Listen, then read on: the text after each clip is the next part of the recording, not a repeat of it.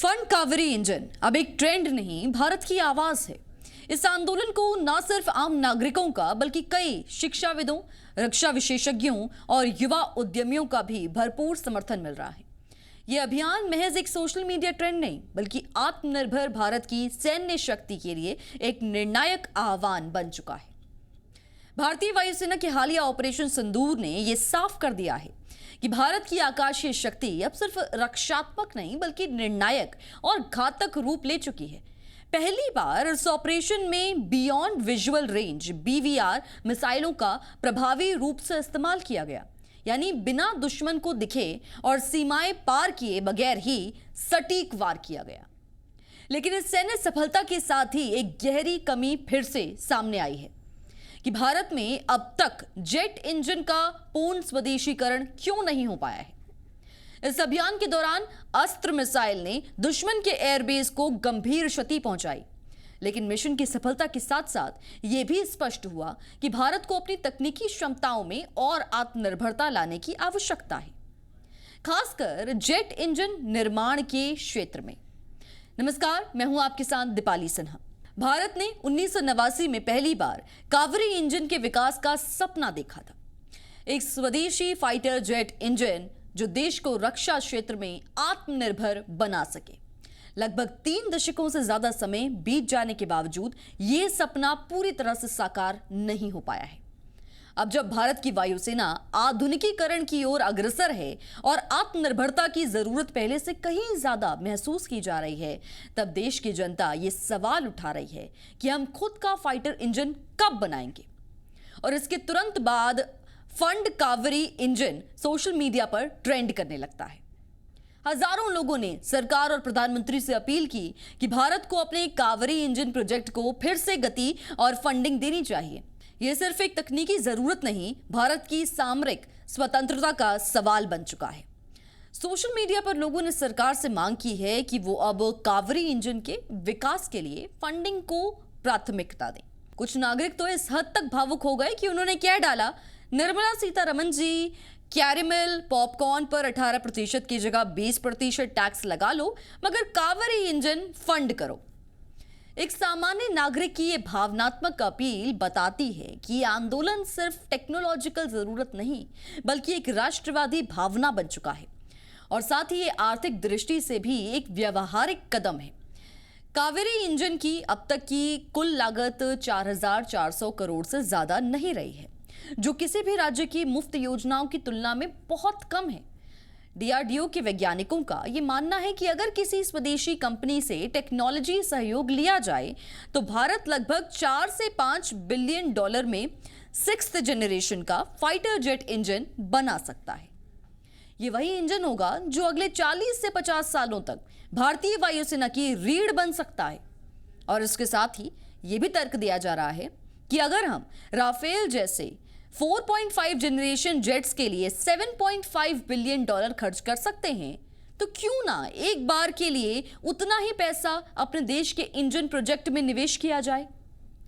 आज पूरी दुनिया में सिर्फ 5 देश, अमेरिका, रशिया, चाइना, फ्रांस और यूके ही पूरी तरह से जेट इंजन तकनीक में आत्मनिर्भर हैं, जबकि एटॉमिक बम बनाने वाले देशों की संख्या 9 है। इसका कारण केवल तकनीकी जटिलता ही नहीं बल्कि कूटनीतिक नियंत्रण भी है। उदाहरण के तौर पर अमेरिका का ITAR यानी कि international traffic in arms regulation कानून, जिसके तहत अमेरिका अपनी रक्षा कंपनियों को दूसरे देशों के साथ टेक्नोलॉजी शेयर करने से रोक सकता है। भारत को इसका खामियाजा 1998 में परमाणु परीक्षण के बाद भुगतना पड़ा, जब GE-404 इंजन की सप्लाई रोक दी गई थी। 1986 में भारत ने GTRE यानी गैस टर्बाइन रिसर्च एस्टैब्लिशमेंट के तहत कावेरी इंजन प्रोजेक्ट की शुरुआत की। इसका लक्ष्य था 81 kN थ्रस्ट वाला ट्विन स्पूल टर्बोफैन इंजन बनाना, लेकिन 1998 के प्रतिबंधों और तकनीकी सीमाओं और दुर्लभ धातुओं की कमी के चलते यह सपना अधूरा रह गया। 2009 तक इस पर 2000 करोड़ से ज्यादा खर्च हो चुके थे, लेकिन कावेरी इंजन ना तो पर्याप्त थ्रस्ट दे पा रहा था और ना ही वजन के पैमाने पर फिट बैठ रहा था। इसके बावजूद 2010 में मॉस्को में कावेरी ने 6 किलोमीटर ऊंचाई तक टेस्ट उड़ान पूरी की। एक तकनीकी उपलब्धि मगर सैन्य आवश्यकता के लिहाज से अधूरी है। एक फाइटर जेट की गति, उसकी युद्ध कौशल और उसकी हथियार ले जाने की क्षमता सीधे उसके इंजन पर निर्भर करती है। इंजन जितना शक्तिशाली होगा उतनी ही ज्यादा थ्रस्ट पैदा करेगा।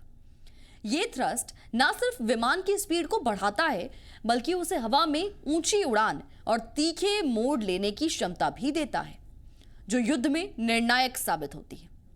भारत ने अस्त्र, ब्रह्मोस, नाग और आकाश जैसी मिसाइलें बना ली, एयरक्राफ्ट जैसे तेजस को भी डिजाइन कर लिया, लेकिन जब बात आती है स्वदेशी जेट इंजन की तो आज भी भारत को अमेरिका, फ्रांस या रूस की तरफ देखना ही पड़ता है। अभी भारत तेजस के लिए अमेरिका से GE414 इंजन आयात करता है।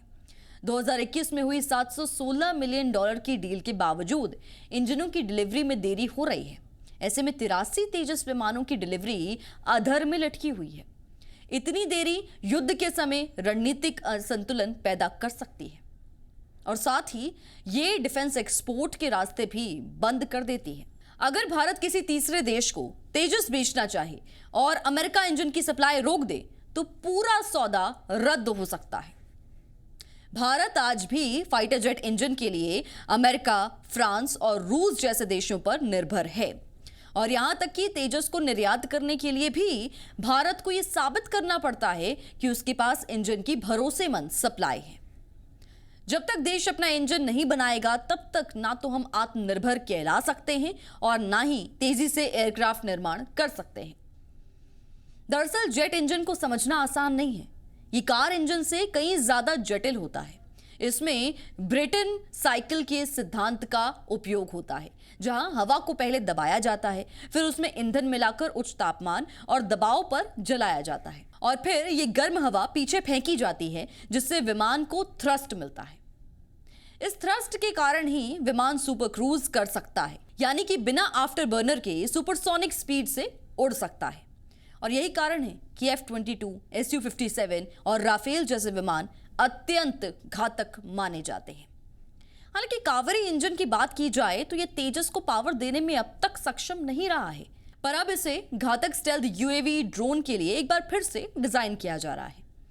ये भारत के भविष्य के अटैक ड्रोन प्रोग्राम के लिए गेम चेंजर साबित हो सकता है। भारत की तकनीकी काबिलियत किसी से कम नहीं है। इसरो ने चांद पर तिरंगा फहराया, भारत ने दुनिया को UPI जैसा पेमेंट सिस्टम दिया, ब्रह्मोस जैसी मिसाइलें बनाई, तो क्या हम जेट इंजन नहीं बना सकते? बिल्कुल बना सकते हैं। जरूरत है सिर्फ राजनीतिक इच्छा शक्ति, सतत फंडिंग और रिसर्च एंड डेवलपमेंट को सर्वोच्च प्राथमिकता देने की। ऑपरेशन सिंदूर ने यह साबित कर दिया है कि भारत की वायुसेना निर्णायक क्षमताओं से लैस है, लेकिन जब तक इन विमानों में लगे इंजनों पर मेड इन इंडिया की मोहर नहीं लगेगी तब तक आत्मनिर्भरता का सपना अधूरा ही रहेगा। कावेरी इंजन अब सिर्फ एक टेक्निकल प्रोजेक्ट नहीं बल्कि भारत की रणनीतिक स्वतंत्रता का प्रतीक बन चुका है और ये प्रतीक जितना जल्द साकार होगा उतना ही बेहतर होगा भारत के लिए, एक सैन्य, तकनीकी और भू राजनीतिक शक्ति के रूप में।